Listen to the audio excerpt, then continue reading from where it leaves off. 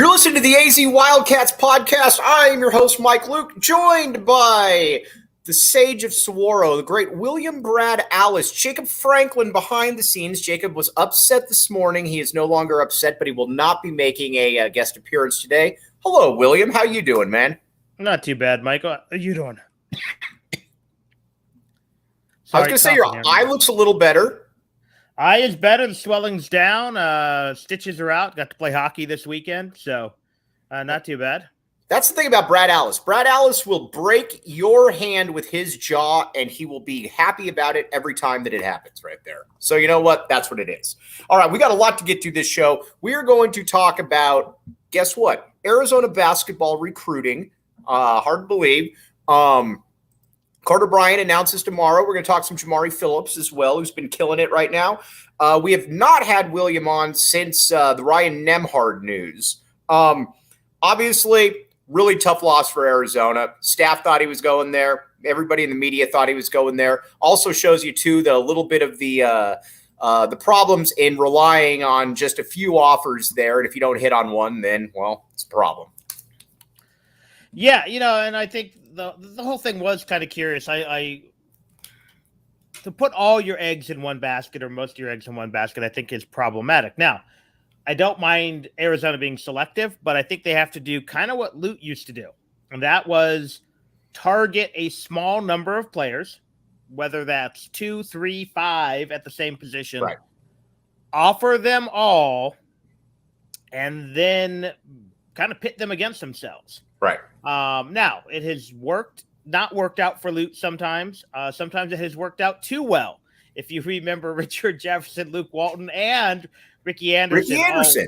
All wanting to commit. You also may remember Eddie Shannon and Kyle Cartmill, who one committed. Eddie Shannon went to Florida. Decommitted, and they kind of wound up with this kid named Jason Terry. So, yeah. My problem wasn't necessarily, kind of the staff getting burned by Nembhard. It's the fact that Nembhard was the only guy they were seemingly going after. Now, I would say this, why I think that 2-point guard system can work. I also think I would be personally, and again, I'm not Tommy Lloyd, more comfortable with a primary point guard and then either a combo guard or a 2-guard and a pure backup. So there are some guys in the portal now who, to me, are not necessarily Arizona starters, but who I think could be really nice backups to Colin Boswell. Because I'm ready to turn the keys over to Boswell. If you're going to, in essence, and chase away is too strong of a term, but, make it clear that Kirk Kriisa is going to have a limited role or a more limited role, then I find it curious that then you're then bringing in, here's my secondary point guard. Here's my take. I get that Tommy Lloyd wants to be very specific about who he recruits. I get all of that. But in my opinion, in each class, there's 75. Look at the top 75 kids. You can go up or down, whichever way you want. Find 8 kids there at different positions that you view as being good enough to play at the University of Arizona and offer them all. And like you said, first one to commit gets that spot right there. There are more than 2 or 3 kids in each recruiting class that would be good fits at the University of Arizona. It's on you and the coaching staff to be able to find those guys there, William. Yeah, like I definitely like the idea of Arizona making an offer a premium, making it a very big deal, but not so much that it handicaps your strategy.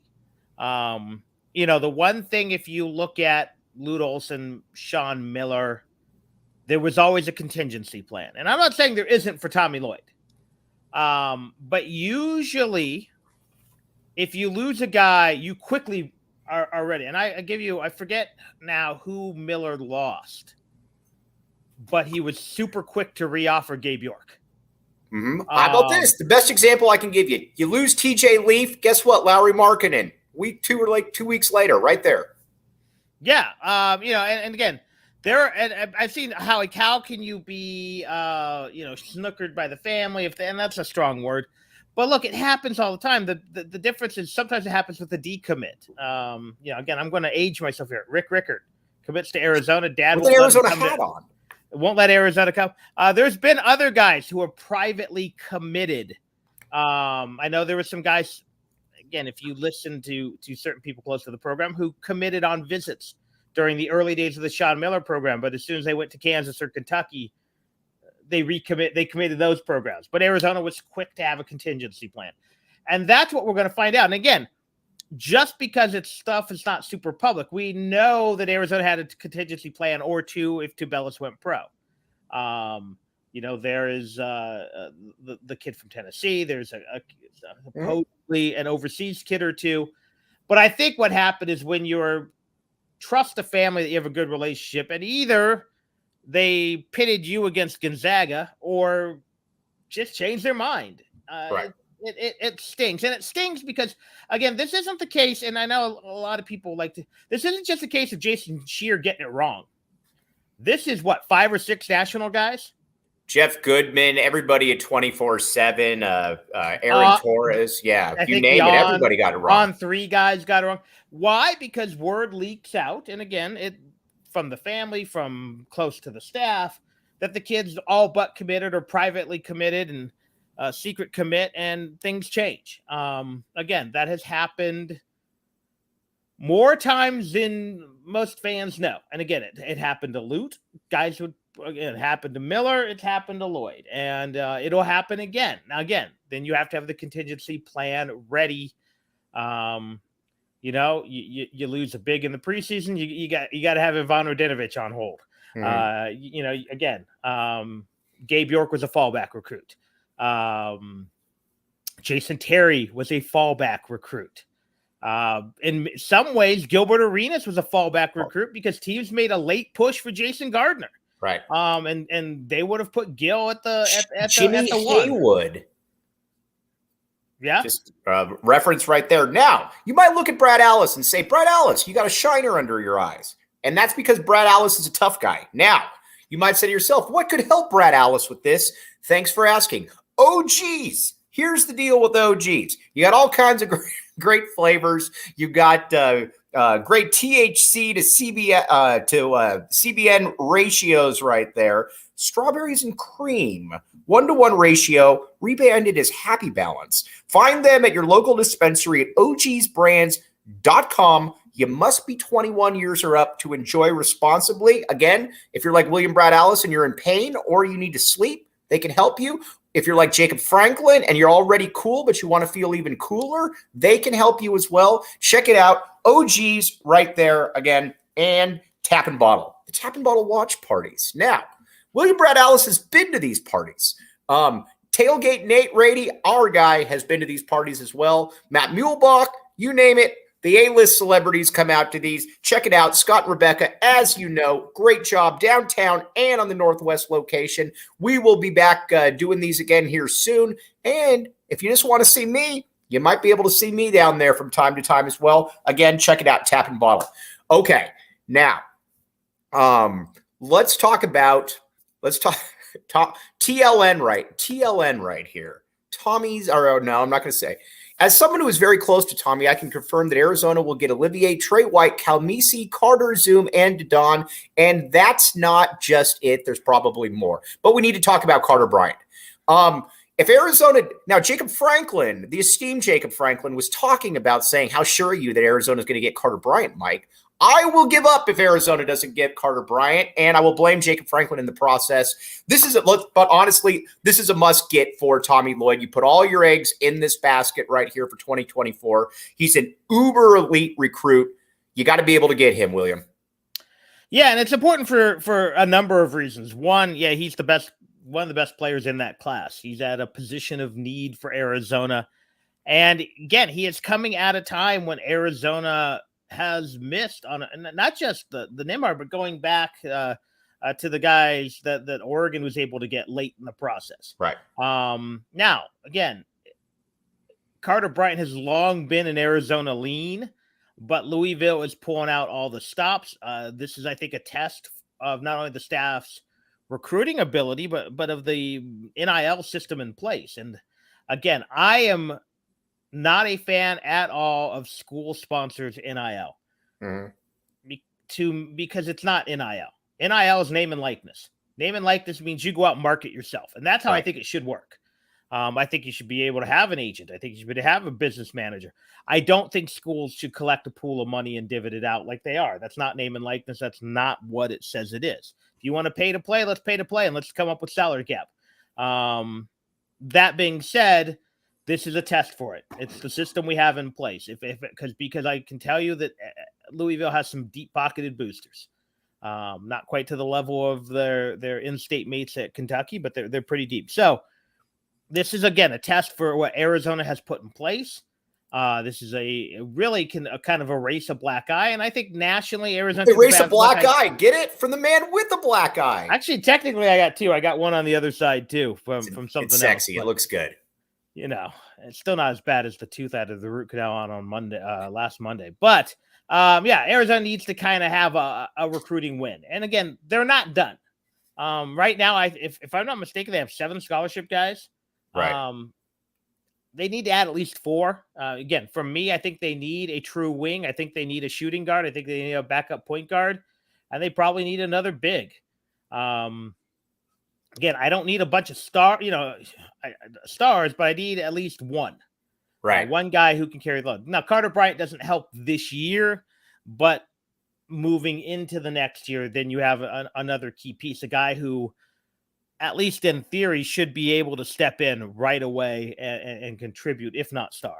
Jacob Franklin, can you pull up the Carter Bryant highlights here when you get a minute? Again, we're going to keep playing these. I will be getting you more highlights this coming week because I will be at the EYBL. But when you watch him right here, like you said, you look at it, or like we said, he's long. You can tell he's got a really good feel for the game right there. You look at the pull-up right there, how he's able to get there, how he's able to maneuver. Again, I'm going to keep using the comparison. I like the Jason Tatum comparison a great deal right there in that he's uber skilled. He's not a next level athlete, but he's good enough. He's all of 6'8". He's smooth.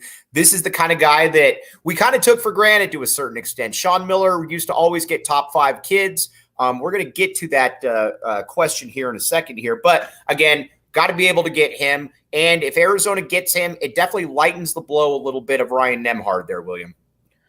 Yeah. Again,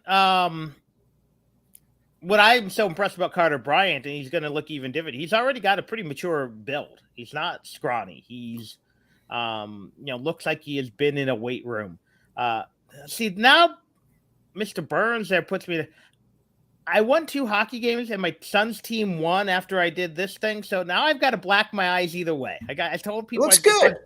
I'd get punched in the face if they won, and then the kids upset their rival. So I don't know, but yeah, he's a big kid. He's a strong kid. He's an athletic-ish kid. Again, not Ben Mathurin level athlete, but he's going to come in more skilled than Mathurin was at this stage too. So he's an exciting prospect, and he's again.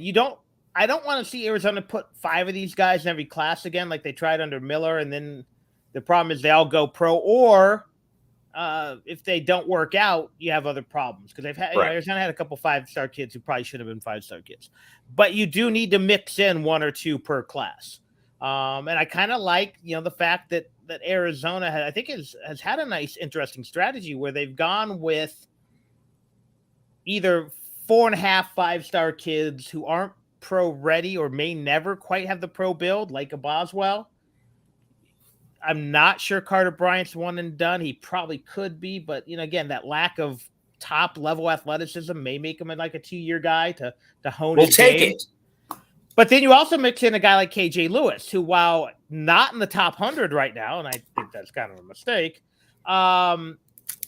is a guy who has a great amount of upside. Again, who appears to be a 2 or 3 year guy, a guy who, frankly, I'm not sure if Sean Miller would have recruited. But Lute would have, I think. He's definitely a Lute type recruit right there, where he plays maybe 7-8 minutes a game as a freshman. Next year, he's kind of in that 16, 17-minute realm. And then by the time he's a junior, he's on NBA radars. Yeah. And, kind of like we thought Terry was going to be. Terry just, blew up in year 2. But no, I think that's the kind of guy you want to bring in because I think he can contribute in a limited role right away. He's not, again, ready to push for a starting job. And if he is, fantastic, because Arizona needs it.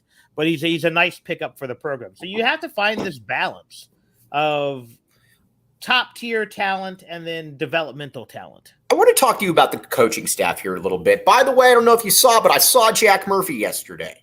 I saw the video. All right. Jack Murphy, our guy, the associate head coach at the University of Arizona. Great dude. As I'm driving by him on 6th Street, I yell out, "Hey, Murph, back the A." And he says, "Back the A, Mike Luke." That's the kind of character that Jack Murphy has right there. And we're going to make that the short for this episode right here, Jacob Franklin, because I like Jack Murphy a great deal. But I want this staff, with Lute's staffs, I always knew what everybody was doing. Like, let's just look at the championship team right there. 97. Jesse Evans was a lead recruiter right there. He was that dude. And everybody kind of knew that Jesse Evans was going to be getting a head coaching job at some point. Roz was always going to be Lute's right-hand man. Wasn't really a recruiter, but he was with Lute. He was kind of connected at the hip right there. Phil Johnson, little bit of everything right there. I don't know what this staff does. And again, that's not necessarily a bad thing. I know that Murph works his butt off right there. We like Murph a great deal right there. But I don't know what Steve Robinson does from a recruiting perspective. I'm not sure about Foy either. And my thing is, if you're going to have a very limited approach to recruiting, you've got to have all three coaches, in my opinion, that are out there recruiting in a big way, Brad. Yeah, you need there's no one way to do it. And again, my gut feeling is what they like to do is have Murph as the Jesse Evans type, as the Rodney Tension type, the pound the streets, know everyone, know every connection. Interesting story. Let's hear it. Rodney basically discovered Gilbert Arenas through his connections in LA. Rodney then goes on to LMU and is obviously recruiting a different type of athlete. I go say hi to Rodney. I knew Rodney fairly well. We're at, I think it was the pump camp back when that was a bigger deal. And young assistant comes up and goes, "Hey, I really want to thank you. I really trust your evaluation. I know you're the guy who discovered Gilbert Arenas." He's like, "You may not remember, but, when you were at LMU, I asked you, who's a guy you wish you could recruit, but just not big enough?" And he's like, and Rodney's like, I don't remember that conversation. Sorry. And he's like, "You told me about this kid named Russell Westbrook." And he's like, "We got in on him, and then UCLA got in on him." So, That's the kind of guy, because remember, Westbrook was not a big-time recruit until the very end of the process. Right. So that's the kind of guy, and I think Murph is that kind of guy. Murph is a different kind of personality than Rodney. Rodney was a very, very dynamic, could go in and be as street as he needed to be, or as articulate as he needed to be, and somewhere in between. Murph is very meat and potatoes. Yeah, and Murph sells basketball, and Murph is a good salesman. I would hope that Steve Robinson is connected. Much like Roz was not a go-to event, and in fact, they oftentimes sent grad assistant Murph to recruit when they didn't have enough guys on the road instead of Roz. But Roz could pick up the phone and call 100 high school coaches looking for a guy. The only recruit that I remember that Roz actually prioritized was Travis Wilson. Yep, and that was in many ways trying to open some other doors in the Midwest. That later kind of worked, kind of didn't. But he was a guy who could get on the phone and in 10 minutes have 10 names you didn't know about.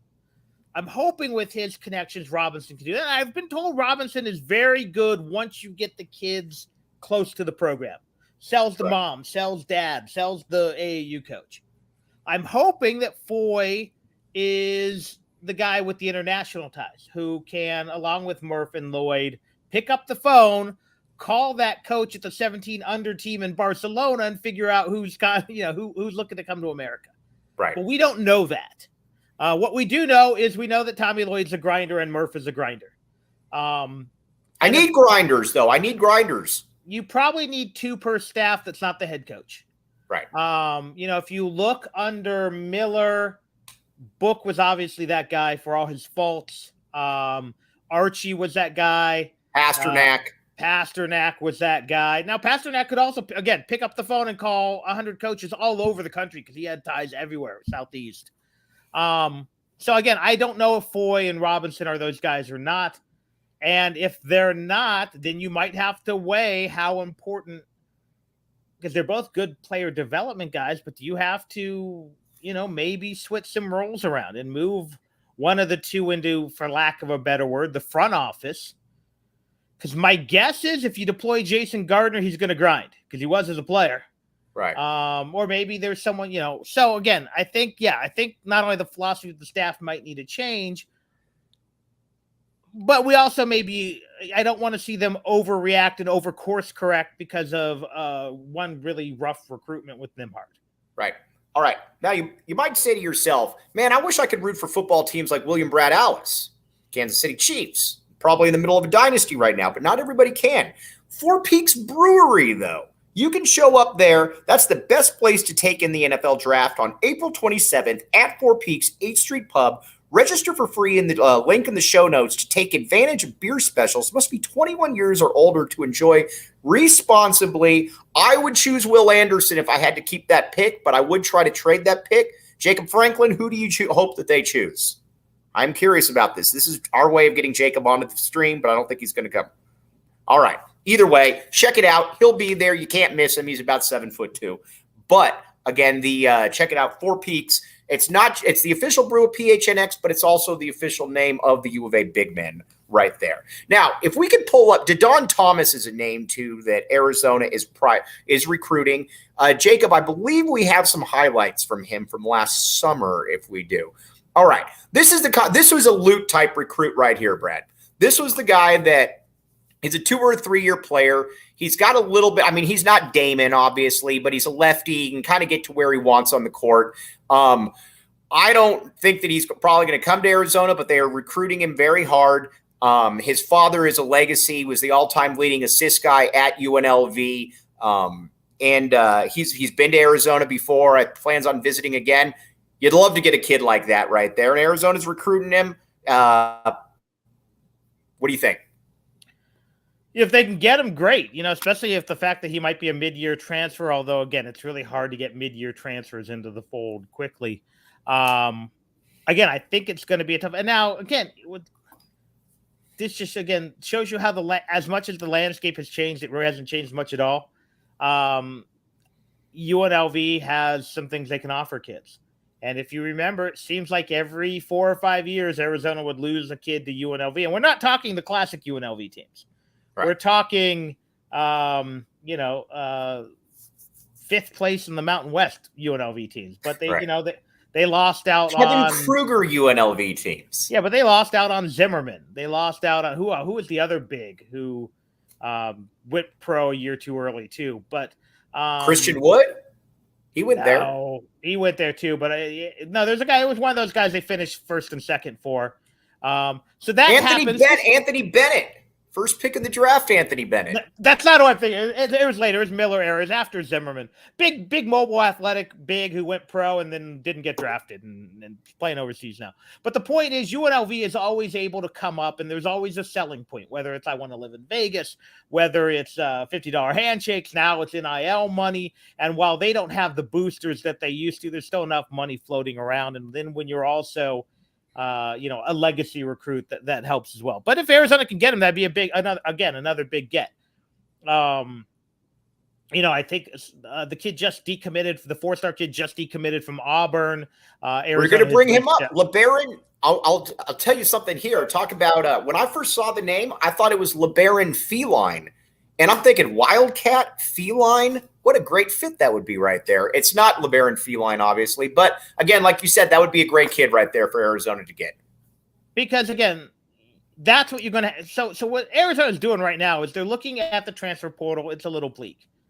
But what they're really doing is they're looking for decommits because, again, the uncommitted seniors are pretty bleak.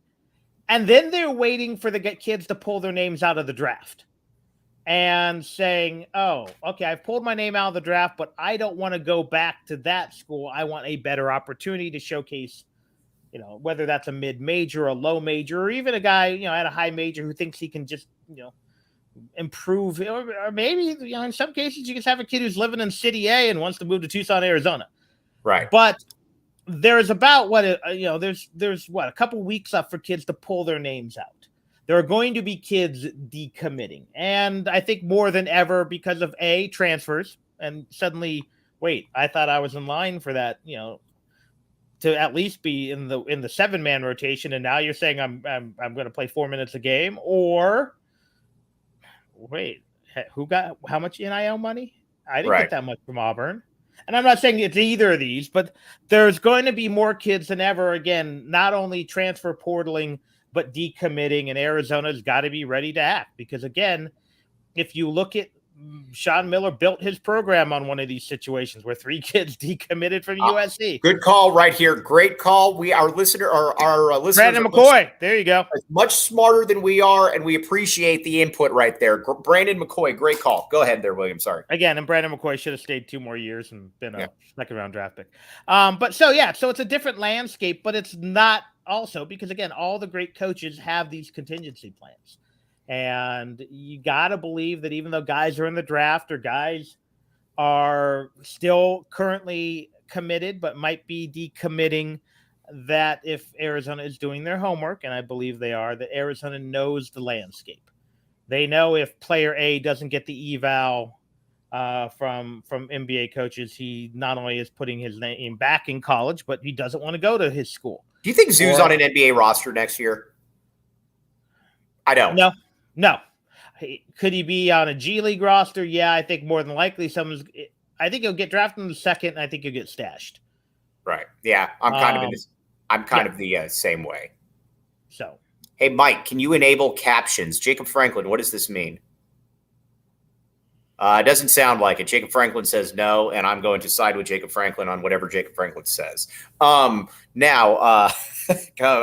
First, though, Illegal Pete's. Now, you might say to yourself, Mike, Illegal Pete's, that's a pretty cool place. It's not just here in Tucson, although Tucson is the cooler location, but they're both cool. Here's the deal. You can go there. You can grab a burrito. You can go there and watch whatever you want. All kinds of good stuff. Happy hour from 3 to 6 p.m. Illegal Pete's delicious ingredients and customizable options are the perfect way to treat your guests to a culinary adventure they will never forget. To book your catering order, head to catering.illegalpete's.com. Illegal Pete's, your go-to for beer, burritos, and buddies right there. Check it out, Illegal Pete's and Mountain Mike's Pizza. Mountain Mike's Pizza. Now, best thing I can say about Mountain Mike's Pizza is this: it's everywhere and it's good. William Brad Allis has been there. He's taken the Munchkins with him to Mountain Mike's Pizza. He had a good time. I was at Mountain Mike's Pizza in Sacramento as well. It's everywhere. It's a staple of the West Coast. Check it out. Check out the locations in Tucson, Phoenix, or heck, even in Sacramento right there. So again, Mountain Mike's Pizza, very, very good stuff. All right, now, Jamari Phillips, we talked about him a great deal yesterday. He's kind of been lost in translation in all of this right here. This was a really, really good get for the University of Arizona. We will have some highlights of him after this week. I guarantee you that right there. But 6'4", this is a kid that feels kind of like he'd be a Lute recruit. 6'4", can handle, can shoot. A little bit like Bryant in that he's not a next level athlete, but he's a B+ athlete, which is more than good enough. Projects as an NBA type guy. He's been blowing up in the EYBL circuit. I'm excited to see what he can do here. And I think he's at a very underrated get for Tommy Lloyd and the staff. Yeah, he was a guy who was, again, credit their evaluation skills, a little underrated when Arizona went after him. Again, he was still rated pretty highly. But again, he is showing what the staff really liked about him. He has made strides, as you hope a kid would, between his sophomore and junior years and junior and senior years, those springs and summers. But yeah, he's a talented athlete. Again, not a surefire one and done guy. Looks to be a multi-year guy, which would really help. Again, the program. I think that's that seems to be kind of the wave of the future now. Again. As we're seeing more and more teams making deep runs who have older rosters, whether that was, the teams this year, San Diego State and the like. We've got a cool graphic. Jacob Franklin, you pull up the graphic that we've used from the Sweet 16 Elite 8 teams with some of these older grad transfers right here. This will prove Brad Allis's point. Look at these guys. They're all older and they're all good. Yeah, and if you, again, look at how Miami has built themselves and look at the struggles Kentucky has had of late. Yeah. It took Duke 3/4 of the season to really round into shape. if you, again, with NIL money, now you're getting a lot of guys who would have gone pro so they could get that, $80K, $100K a year in a third tier foreign league staying in school. Right. You're even getting guys who, maybe I can get that two-way contract. Well, two-way contract, if you're mostly in the G League or whatever it is now, the D League, you're making less than most guys are going to make off NIL. Right. From an Arizona perspective, in the modern age of NIL, I don't think Nick Johnson goes early. Right. I'm not even sure Gil goes early, or at least for a year. So different, obviously very different landscape, different time and place. But I mean, could you imagine how many commercials Nick Johnson would have been on? Oh, seriously. Or Gilbert Arenas. I mean, just talk about that personality with the way that he's been able to, market that. Oh, he'd make a ton of money. So, so I think it's going to be very interesting. But this is, I think, what you have to do. You have to find this balance of young talent who wants to come in, wants to develop, wants to stick around, and frankly, won't bail too early. Assuming no one else leaves the program, you're seeing very patient guys in Dylan Anderson, in Philly B. All right, I need to say something about Philly B. I put this out on Twitter a few times. I said I would go after Trey White like there was no tomorrow, the kid from USC, and I've had multiple people ask me, well, are you worried about running off Philly B? The answer is no, because I have no clue if Philly B is good. He could be great. He could maybe not be great, but I know that Trey White is good and I need good players, so I'm not worried about Philly B. No, you don't recruit over a sure thing. Right. Unless your sure thing is better than the guy you're recruiting over is better. Right. I remember a lot of people, again, this is really dating me, who were horrified that Arizona was recruiting Mustafa Shakur when you already had Chris Rogers. Well, and actually, in hindsight, Shakur sucked. Yeah, but so did Rogers. That's true. But people were horrified that that I still remember people were upset Arizona recruited Jared Bayless over Nick because Nick Wise is coming in. Or I'm like, well, that's just stupid. Yes, but yeah, I mean, it'd be one thing if you were going to scare off Kylan Boswell, or let's say Tabellis was coming back and you scared him off. But if you lose Philly B or Dylan Anderson, or frankly, as much as you need him next season, Pella Larson, because you can get comparable to better talent, you got to do it. Let's talk about Pella, because as we always talk about, our listeners are much smarter than me. Maybe not Brad, but they're smarter than me. And this is a great point right here by Tyler Leo. Pella, to me, I know what Pella is at this point. And again, my bad, Pella. People can, I was wrong on Pella. So I always need to preface that. I thought he was useless. He's a good role player for sure. The reason, though, that Pella is always going to be a role player, though, is because two things. Pella can't dribble, which is always going to limit him. And the thing that he didn't get, and Muehlbach and I were talking about this a little bit ago, is that when use Michael Dickerson for an example. And again, I'm not trying to compare him to Mike D, and I think Schuster, made this point. You might know of John Schuster as well.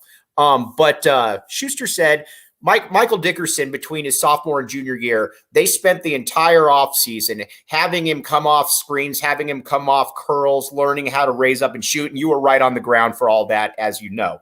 Pella can't really do that because Pella's got a very slow release and he shoots a set shot, which kind of negates the bounce that he has in his shot. And that to me has always baffled me a little bit. Go ahead, Brad. Again, you're comparing apples to pears. Sure, they're kind of similar, but they're really different. Are you saying that? Wait a second. Are you saying that it's not fair to compare Pella Larson to Michael Dickerson? Is that what you're saying? Not completely. Again, they're both wings. They both do some of the same things, but they're both 6'5". Dickerson was an elite NBA athlete, so you can teach him to rise up on his shot. I mean, frankly, the better comparison might be Miles Simon, who wasn't the athlete that Dickerson was, who had a more unconventional shot, which is what cost him an NBA career. He was never able to learn to purely rise up with that high release point. By the time Dickerson left, his shot was pure. I mean, his shot was beautiful.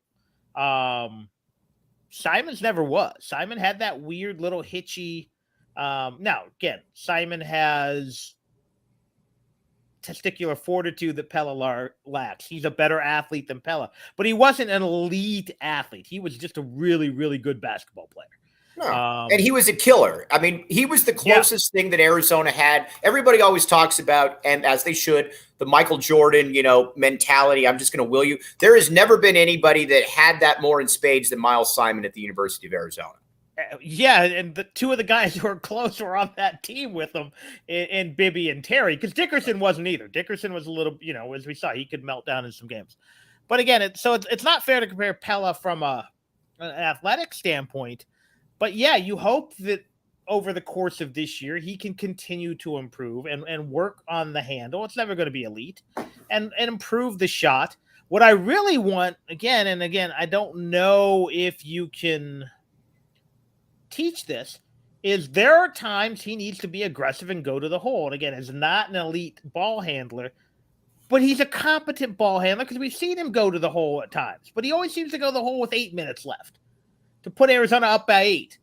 But rarely does he go to the hole with 2 minutes left to put Arizona up by 1. And that's, again, what they were sorely lacking throughout the tournament. And the one guy who seemed willing to do that, unfortunately, was Boswell. And Boswell was on the bench too much in that Princeton game, at least. So, can you, in a perfect world, they'll bring in a better wing, or actually a better wing and a better shooting guard than Pella Larson.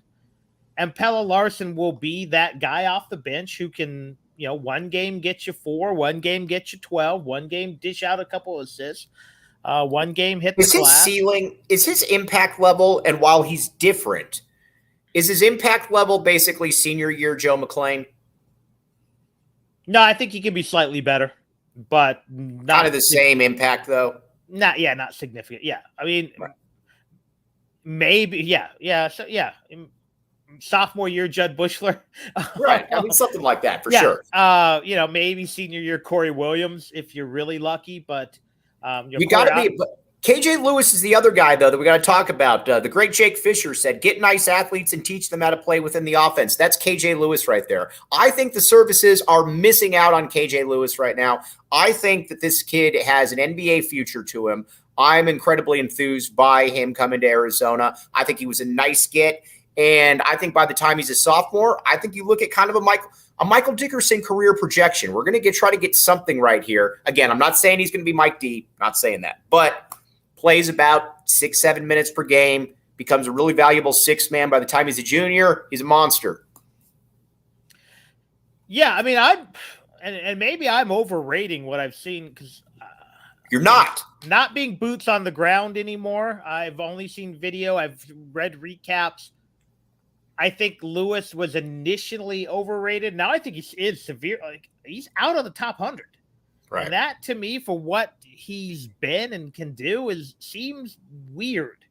Seems grotesque, especially since he went to the bigger school and has played well against good company. He didn't put up ridiculous numbers, but he put up really good numbers against good competition. So yeah, do I think I could see Lewis playing a minutes role similar to Boswell and then evolving? So I don't know if 6 or 7. I think he's probably, again, it depends on the roster construction. He may be pressed into 15, 20 minutes a game, but if you tell me 10 to 12 minutes and then he's, so a little bit of a poor man's Dalen Terry freshman year, and then he can be Dalen Terry sophomore year, I'll take that in a heartbeat. All right. Now, so again, William Brad Ellis, what are you doing tomorrow at 5:30? Are you coaching? Are you playing hockey? Oh, you're coaching? Coaching. All right. I was going to ask you if you wanted to be on the live stream with us to break down Carter Bryant, but that maybe means that Jacob Franklin will have to step in there as well. Either that, I might be able to come on for a couple minutes beforehand. But yeah, I think he commits right about the time I'm supposed to throw batting practice.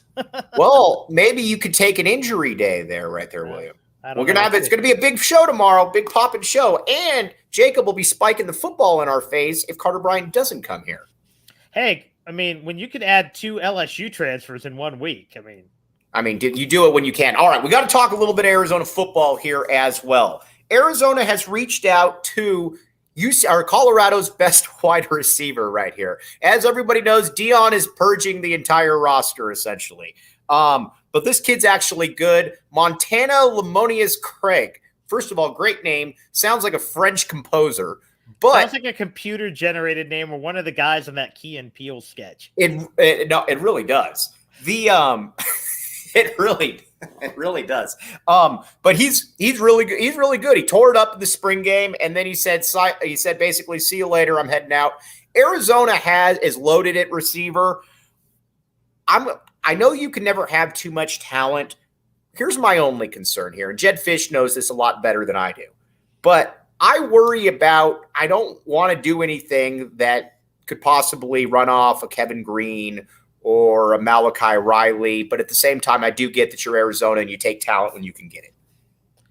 I mean, if the kid wants to come, and I think you can easily fit him into your room. And again, I am more worried about losing Kevin Green than Malachi Riley, although I think Riley's going to be a nice player. But I still think you need to bolster the lines. I really do like the transfer from Indiana. Mm-hmm. I think that makes Arizona probably as deep in the middle interior defensive line as they've been in a long time. But I still think they probably need an offensive lineman, probably need a rush end. So that's where I'd be prioritizing in the transfer portal myself, if they're still available. But it's really hard to turn away a kid like that. And I'm wondering if this is, looking at what's going on, Kyle, is this an indictment of the kids who are leaving? Is this an indictment of Deion, the coach, or is it an indictment of his kid being the quarterback? And I'm not quite sure, and it might be a combination. Because I get it. I get it if you're Deion and you're going to be bringing in players. I totally get that. But this kid's good. This is your best wide receiver. And there's 3 or 4 who look like they've entered the portal who are good. Yeah. Again, it's a lot like Arizona's portal last offseason. It's not all OKGs that are leaving. No, there are, again, Arizona lost 15 guys to the portal after the season. 4 of them were losses and 9 were not, or whatever. Right. And that's what this group is. But there's some legit kids in this mix. And, I think it takes I think it does take a certain kind of player to play for a coach like Deion. He is not a conventional coach. He's not a Nick Saban, no matter what commercials they've shared. He is he's a boisterous dude. I mean, he's Deion. He's a lot of look at me.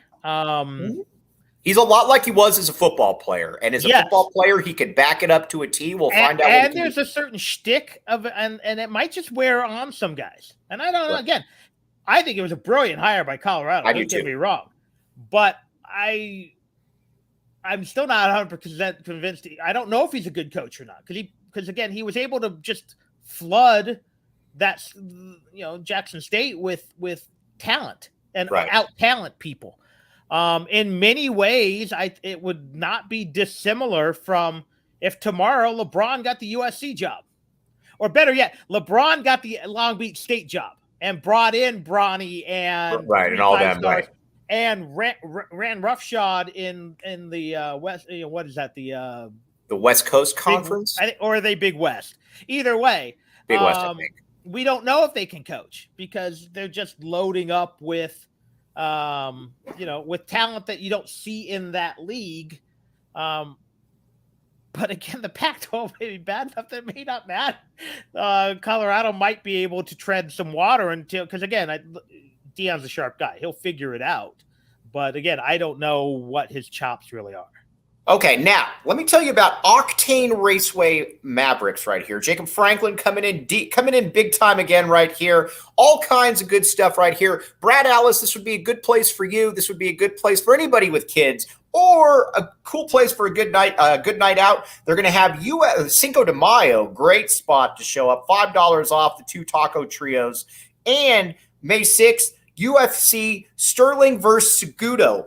I have a story. I actually wrestled against one of these Segudos when I was in high school, and I got absolutely annihilated. He was went off to play or went off to be an Olympian and all that. He was very, very good. It was not good film on my part, but book some fun this spring at Octane Raceway and Mavericks. Kart racing, virtual reality, laser tag, axe throwing, bowling, arcade, great food and drinks, tons of different events throughout the summer. Check out Octane Raceway and Mavericks.com to learn more.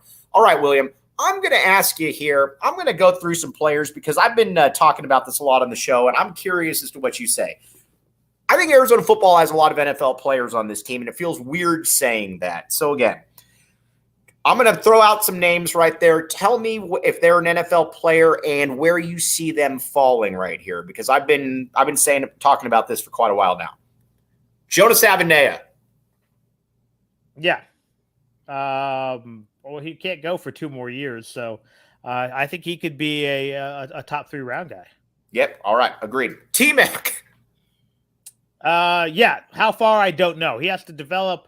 He has to continue to showcase because, again, we've seen big-time receivers, guys who put up huge numbers, go later in the draft, and we've seen guys who've caught for 400 yards go in the first round. It's how you project, but I have a hard time believing that he's not an NFL player. And is there potential to be a first-round type guy? Yeah, there is. For both those guys. And when was the last time you said that there are 2 guys on the roster where you're like, maybe play in the first or get a first-round pick? All right, Jordan Morgan. Yeah, although I'm not, and I hate to do this because he's a Marana kid. I know. I haven't seen the guy who was a top 3 round guy that a lot of the draft projected him as. And again, maybe that's because that's what he projects as. But I'll see. But yeah, do I think he plays the NFL? Yes. But I need to see more from him. And again, he was on some awful lines, so it's hard to tell. But the scouts like him for a reason. But again, he wasn't such a sure thing that he stayed in the draft. Right. Okay. Agreed. Now, let's see here. Jacob Cowing. Yes, although I think he's a later guy than his number will suggest because of his size, and for a guy his size, he's not a burner. He's not a pure burner. What's different about him than Dennis Northcutt? Probably 0.3 of a second. And fair enough. And Northcutt was a big physical. He was physical for his size. But we do agree he's an NFL player, probably somewhere in that 4th round, somewhere in that mix. 4 to 6, yeah. 4 to 6. Probably. Okay. Yeah. Then we've got Jacob. All right, we've got all those guys. And again, I think it's going to be fascinating to see what exactly happens there.